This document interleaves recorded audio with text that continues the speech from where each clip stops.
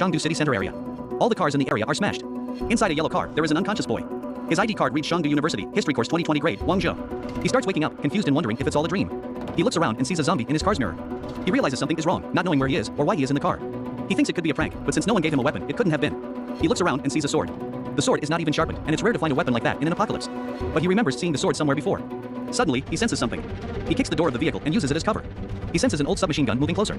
Zombies can be seen in the distance. Suddenly, one of the zombies' heads is blown off by a team of armed people with guns that reach the area. One of them calls Xia Ran to report the situation. Xia Ran reports that they are retreating, but the guys needed to last for a while longer. They were running low on ammo and going all out. The leader of the group is wondering where the zombies suddenly arrived. Wang Zhe watches from a distance and thinks that the people were wearing old military equipment, and even though they are trying to protect citizens, their plan to deal with the zombies is wrong since the weapons are old and the firepower is insufficient. If it continues, the people will get wiped out sooner or later. He thinks about what he should do. He is in a dilemma because if he goes to fight and high-level zombies are among them, he would be at a disadvantage since he doesn't have a weapon. The soldiers run out of ammo, and the leader shouts Xia Ran's name. She reports that the retreat is complete, and the leader shouts that since the citizens have retreated, they don't have any concerns left. So, he orders Xia Ran to use her pistol as support, and the others to take out their daggers and fight and kill as many as they can. The soldiers charge and start killing the zombies. Xia is the only one left with a bullet inside her gun. When the zombies are coming towards her, she tries to shoot herself as she does not want to get infected. Wang Zhe runs towards the scene, and Xia realizes that someone is there and questions why the individual has not retreated. The zombies race towards Wang, and Xia shouts to warn her, but before she could do that, she sees the zombies' heads being sliced off. Even the elite team warrior, under the conditions of not being bitten, could kill 3 at most, but the boy, unknown to her, was facing 50 at the same time. She questions who that is.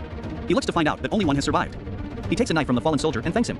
He then throws the dagger toward the zombie and further starts attacking them. With his skills, he slices multiple zombies' heads. Xia is in denial that the situation just happened. Wang finds all the zombies weak, all of them were just wandering zombies as if they were just infected. Xia hears him calling the zombies weak. Wang introduces himself as a cleaner for the World Evolutionary Association team, Guangzhou, with code 5379. He reports that he has completed the emergency rescue mission and asks the girl to provide information and required support. The girl is in shock. The girl thanks Wang for saving her, but tells him she has no idea what he meant by providing required support. Wang confidently says that helping them is common sense. Xia says that she is from the military side and shows Wang her ID. Seeing the military ID, Wang is confused as the type of ID she showed has not been used for a long time. Wang analyzes the situation, sees the old police uniform, notices that all the zombies are Apocalypse's beginner weakest wanderer type. Xia asks why he is suddenly in a serious mood. Wang asks for the current date, month, and year. Xia suspensefully replies that the year is 2021, September 3rd, and asks Wang why. Wang, keeping a relaxed face, tells her that it's nothing but, in the inside, he is confused and thinks that it is a big problem. He realizes he is 10 years in the past, the beginning of the apocalypse, the change from the old era to the new era. On this day, a destroyer named Unknown Alien Meteorite landed in different areas of the Earth, and because of poor adapting ability to the environment, many people fell into slumber and over 50% of the world's humans turned into zombies or monsters. But very quickly, the alien technology reached Earth, generated several evolution zones, and put evolution crystals there that allowed humans to evolve. Wang was one of the people who obtained the evolution crystal and evolved. Even though Wang became an evolver, he just got strengthened in physique and can fight with the destroyer. But wait, he remembers something. His ability to travel back in time 10 years earlier after he dies, and with the future body's physique he could. Suddenly Xia shouts at Wang to look at the sky. The light had become stronger, even in the Arctic, a bright northern light like that was never seen before. Wang confirms it. It is the evolution era. If he remembered correctly, the world's first 7 evolution areas, East Asia's only evolution area, is about to descend on Chengdu City's north area. Xia says the lights were so pretty and would have been nicer if it was not such a situation. Wang calls Captain Xia Ran, mentioning her as Chengdu Military Area's captain, Chengdu National Defense Military School's Year 2 student, Xia Ran. He further introduces himself as Wang Zhe from Chengdu University's History Course and Year 2 student. Xia Ran is skeptical about him being a student. She is in disbelief that a student with liberal arts would have such skills. She asks to see his student ID. Wang replies that the ID is in the car, but Xia thinks that he is bluffing and there is no ID. She thinks that it is rare to see a normal Year 2 student driving a car, and he also asked a police officer to support him and had a weapon with him. He says that the student ID is not important. She thinks that she knows it. He is not the student. She tells him that he is a military higher-up and came to do a secret mission. And since he came on a secret mission, he is faking his identity. Wang shows her his ID, and she is in disbelief. Wang takes Xia's ID and tells her to hurry up since they need to leave quickly. He asks if she came in her car. Xia is surprised to see a student who is tougher than a military officer. Wang gets into the car, thanks Xia, and says that he will leave first. She asks him what he means since it is her car. He tells her that he is heading to the north area, where it is very dangerous for her. He informs her that all the zombies in the area have been killed and advises her to retreat to a shelter.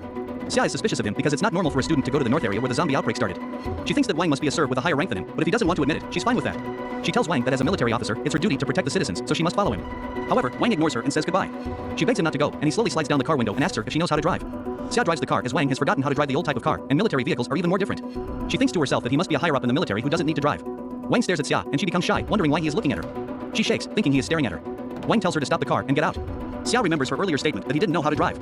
He tells her that he has learned how to drive. She realizes that he wasn't staring at her, but was learning how to drive, and she had thought something else. Wang apologizes, saying that they might be late at the speed they are going. She asks him late for what, and he starts driving really fast. Xia is terrified of the speed, and she says that even a 30-year veteran driver won't dare to drive like that. She questions how he can drive even though he just learned. He tells her to hold on tight as he is going to show her the new world. Xia loads her gun and says that if they had succeeded in the breakthrough earlier, they could have come to the car and refilled their ammo. Suddenly, a body appears before them, startling Xia. Wang tells Xia to stay alert as the north area suffered the most, and the closer they get to it, the more dangerous it will be. She takes the order as if he were her commanding officer. She asks why Wang is going to the north area, and if he has any family members there. He says he does not have any family. Xia feels sad for him and says that their mission was to investigate, but they encountered citizens who were surrounded by zombies, so they changed their goals.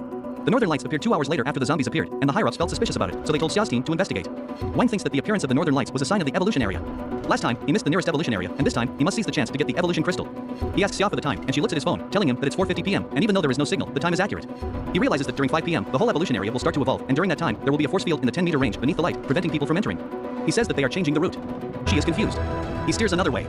She says that there are zombies in front and hitting them will reduce their speed. Wang asks if the car has a machine gun. She says yes, but she is terrified and thinking of what he wants. The zombies start getting shot at, and Wang is on top of the car using the machine gun. She is shocked that even though there are so many zombies, the car has not even hit a single one. He asks Captain Xia not to touch the wheel and only step on the accelerator. She agrees that there is a turning path in front. She just presses the accelerator and drives straight through the turning. The phone shows it is 4:59 p.m. and 59 seconds. The clock hits 5 p.m. The light starts dispersing. The car crashes on the sand. Xia gets off the car. She is confused as to what is going on, as the whole city became a desert. Wang says that they have reached just in time. Xia asks for what, and then she sees something and is surprised. In front, there is a statue of Sphinx and Pyramid. She asks what is going on. Wang tells her to listen carefully. Suddenly a voice echoes in everyone's brain. Wisdom civilization, protection plan activated, evolution area had been formed. Wang is happy that he made it, but Xia and the other humans inside the area are confused. The voice continues, area, Egypt, environment change ratio, 45% change into crystal protector, Sphinx, survival notification, insight into character of God, evolution area release condition, absorb evolution crystal. Wang explains that the voice transferred into everyone's brain. Wang says that Xia must have also heard this power, which lets people obtain an evolution crystal's trail area. The surrounding area has been isolated from the world. Xia is totally confused and says, oh. There are 3 ways to leave. 1 is defeating evolution crystal guardian. 2, a certain amount of humans can enter a 5-meter range of evolution crystal. Number 3, evolution must have certain survivors, and I need to reach a fixed amount. Wang confirms it, raising his hand, and explains that each of those conditions can release the evolution area. If not, no one can leave. All the rules he had heard from those who have experienced it in his past life. Now that he had heard it himself, he thinks that he has a better chance to obtain the crystal and become an evolver. He further thinks that the whole world's first batch of 7 evolution areas creates evolvers, known as the starter generation, most of whom became popular in the spotlight, some even being humans' trump card. People are starting to panic. Some think that all this is a joke, and they just want to go to their wife and kids in the central area. One of them shouts, why obtain superpowers? If the individual reciting the term is so powerful, that individual can go kill the zombies outside. If not, they at least ask for the location of the evolution crystal. Suddenly, the bus rushes, and zombies are all over the bus. The bus keeps moving and hits some sort of barrier. A person yells to save him from inside the bus. Xia notices that and calls student Wang Zhe. Wang says that he can save, but it must be within his combat ability range. Xia agrees and follows Wang to the crashed bus. As they approach the bus, the ancient guardians of the desert, the Sphinx, seem to come to life, their glowing eyes fixed on Wang and Xia with an eerie intensity. What lies ahead for them as they venture into this